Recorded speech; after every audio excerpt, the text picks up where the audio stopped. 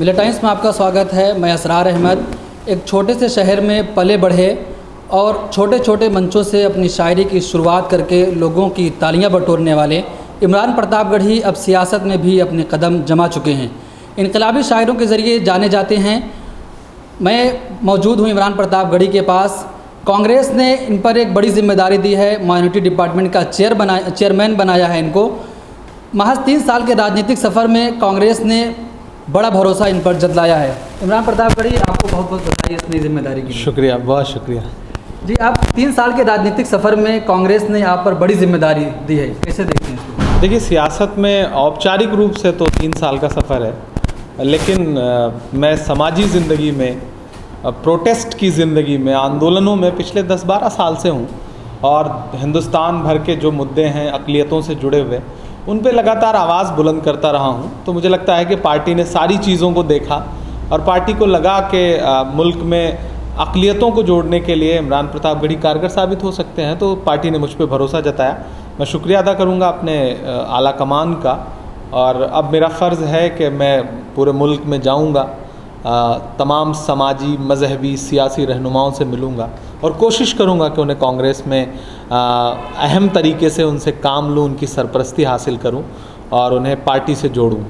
लोग कहते हैं कि माइनॉरिटी कमीशन कांग्रेस का जैसे काम करना चाहिए वैसे नहीं हो रहा था, तो और जितने भी चेयरमैन गुजरे उनसे क्या अलग करेंगे आप? देखिए, सबने बहुत अच्छा काम किया है। मुझसे पहले जो भी चेयरमैन रहे हैं उन्होंने अपनी क्षमताओं के हिसाब से पार्टी को आगे लेकर आए हैं। वो मेरी कोशिश रहेगी कि चूँकि मैं ख़ुद आवाम के बीच से आया हूँ, तो मुझे आवाम के बीच जाना है और वहाँ से लीडरशिप निकाल के लानी है।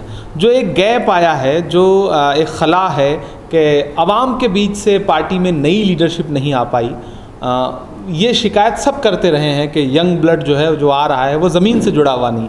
तो मैं उनके बीच में जाऊंगा। पूरा मुल्क, चूँकि मैंने पहले से घूमा हुआ है अपने मशायरों की ज़िंदगी में, तो पूरे देश के अलग अलग ख़ित्ते में जहाँ भी हिंदी उर्दू बोली जा रही है या नहीं बोली जा रही है, समझ भर ले रहे हैं लोग, उन ज़्यादातर जगहों पे मैं जा चुका हूँ और वहाँ के समाजी लोगों से, अदबी लोगों से मेरा एक कनेक्ट भी है। तो मैं उनके बीच में जाऊंगा और उनसे कहूँगा कि सियासत में आइए। सियासत में आना ज़रूरी है इस दौर में। अगर जमहूरियत बचानी है, अगर इस मुल्क में आईन बचाना है, इस मुल्क का मुस्तकबिल बचाना है, तो सियासत में आइए। और सियासत में आने के साथ साथ कांग्रेस में आइए, क्योंकि भाजपा को कोई हटा सकता है।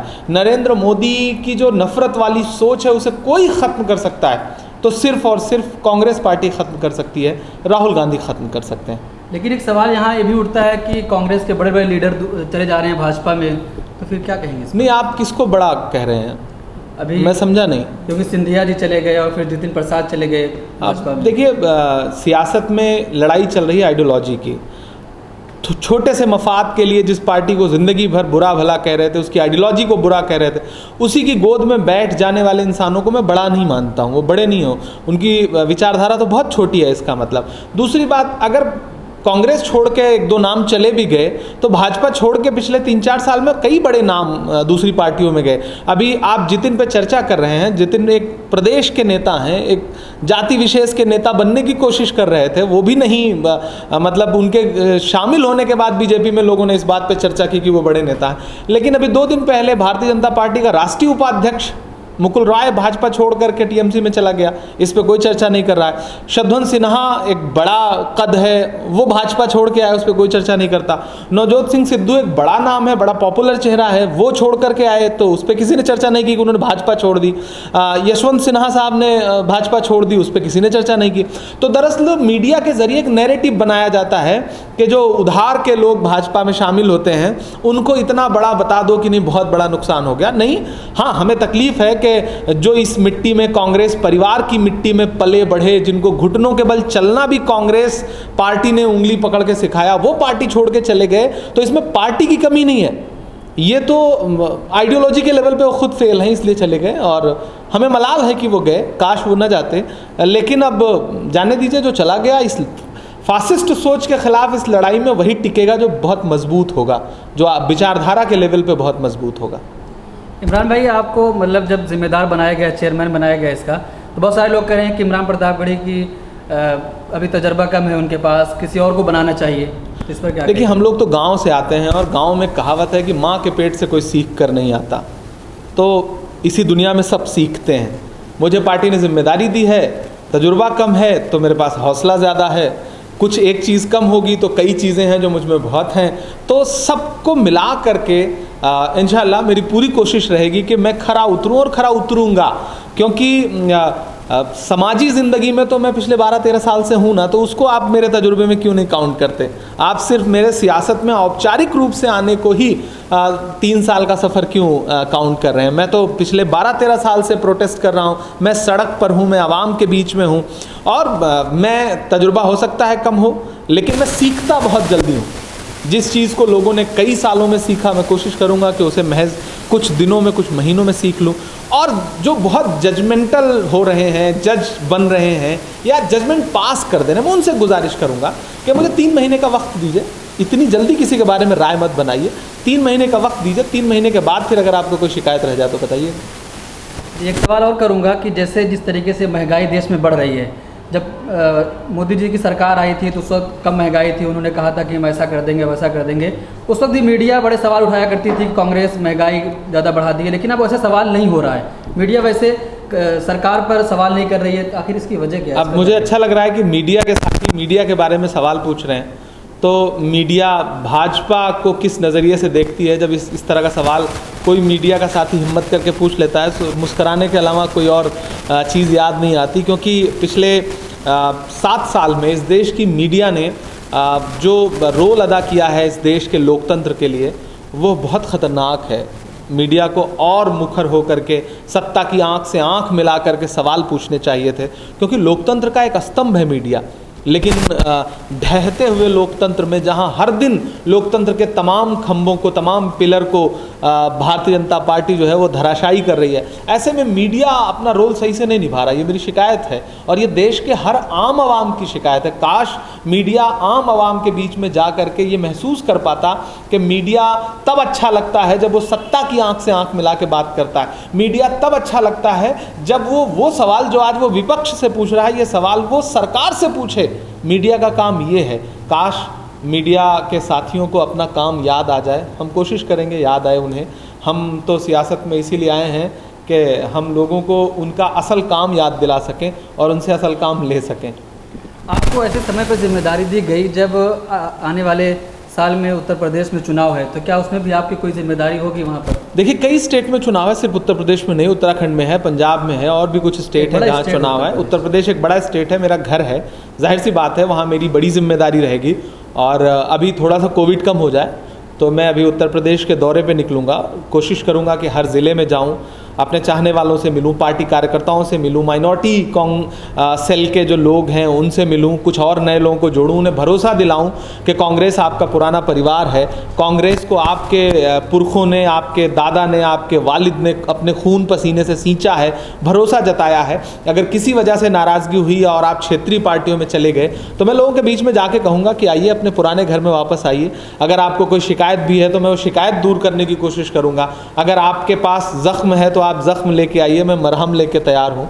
तो मुझे लगता है कि हम एक अच्छा रिश्ता कायम कर पाएंगे उन पुराने कांग्रेसियों से जो किन्हीं वजहों से नाराज़ हैं या पार्टी में उस तरह से सक्रिय नहीं है जिस तरह उन्हें सक्रिय रहना चाहिए। इमरान प्रतापगढ़ी, मैं आपसे एक सवाल ये भी करूँगा कि लगातार आप लिंचिंग पर सवाल उठाते रहे। आपने एक बड़ा आंदोलन किया, लहू बोल रहा है जंतर मंतर पर, लेकिन फिर भी लिंचिंग कम नहीं हो रही। हर जगह आप देखें कि अभी कल ही जुनैद को पुलिस की उत्पीड़न का शिकार होना पड़ा, पुलिस इतना पीटी कि उसकी मौत हो गई। देखिए, ये बात अक़लियतों को समझना पड़ेगा कि ये रुकेगा कब, जब आप हुकूमत बदलेंगे। दरअसल हुकूमत ज़मीन पर जा कर के किसी से नहीं कह रही है कि लिंचिंग करो, लेकिन लोग मनबढ़ क्यों हो गए, आपको इस मानसिकता को समझना पड़ेगा, उस माहौल को समझना पड़ेगा।